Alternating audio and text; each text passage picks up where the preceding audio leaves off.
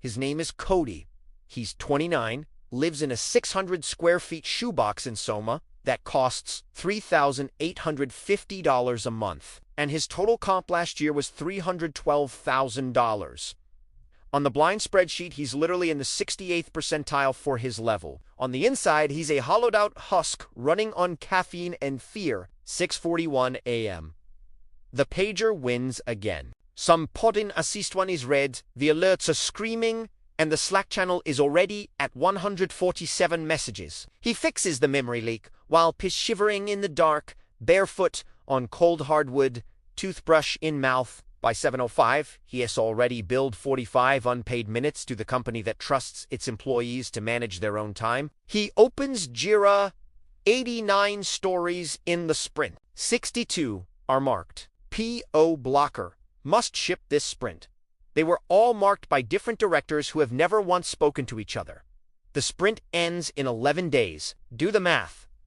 He starts writing code. 11 minutes later, hey Codster, quick sync. Won't take more than 10. The sync lasts 82 minutes and ends with him owning 2 brand new user flows that the VP of product dreamed up at 2 a.m. while high on ayahuasca in Tulum. No discussion of scope. No discussion of bandwidth. Just cool. You got this, right? He makes $312,000 because he SL5 at a late-stage startup that Esprit translation. The founders need one more secondary sale before they let this thing die. The only reason they can pay him that much is because Sequoia and SoftBank are still pretending the R chart is real. To keep the chart real, someone has to ship the 24th of July 365. That someone is Cody and the other 9 staff engineers who haven't had a weekend since 2021. 8:47 p.m. He finally pushes the last commit.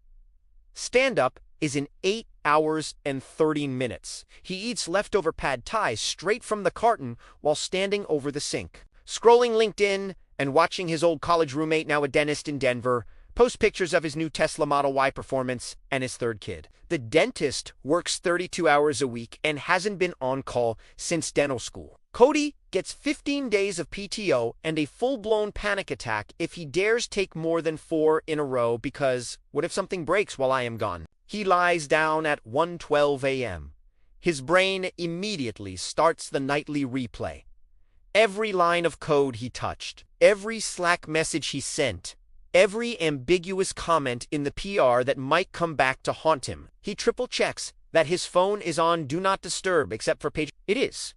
He still sleeps with it on his chest like a loaded gun. Saturday is not Saturday. Saturday is quietly catch up on 147 code reviews, finish the RFC that's due Monday, and grind 3 leet code mediums, so you're ready when the layoffs hit and you have to interview again. Sunday is liquid dread in bed until 6 p.m., then more coding because the anxiety wins. He has $227,000 in Robinhood and still uses coupons at Trader Joe's. He could buy a 4-bedroom house cash in literally any state that California or New York. In the Bay, he can even get into contract on a condemned 800 square feet teardown without getting into a bidding war with 3 cash offer crypto bros and a trust fund TikTok in his mom texts. When are you coming home for Christmas? He replies, super slammed RN. Maybe next year. Truth. He's terrified to be offline for 72 straight hours. Last time, he flew home for Thanksgiving. The entire payment stack imploded at 3 a.m. Christmas morning, and his director called him on the landline at his parents' house while he was holding a plate of ham in one hand and shame in the other. He is surrounded by people who clear more money in a year than their parents made in 2 decades. And every single one of them is secretly on SSR, is ADHD meds, TRT, microdosing mushrooms, or all 4 at once. The group chat at 2 a.m. is just 6 staff engineers sending each other suicide prevention hotlines disguised as me. That's why programmers make $250,000, $600,000, and still aren't happy. The money isn't reward.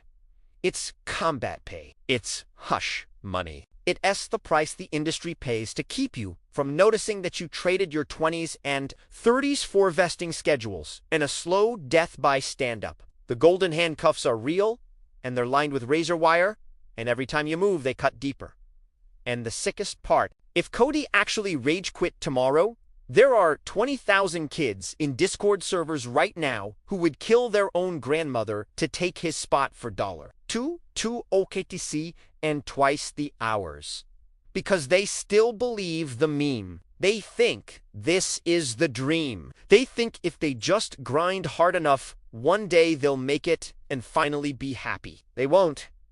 They'll just become the next Cody, older, richer, and more exhausted than ever. This isn't a job. It's a relay race where the baton is on fire. The track is covered in broken glass. And nobody is allowed to stop running until the stock hits $1 trillion or the company dies, whichever comes first. Good night, Cody. Sleep fast. The pager already knows your name.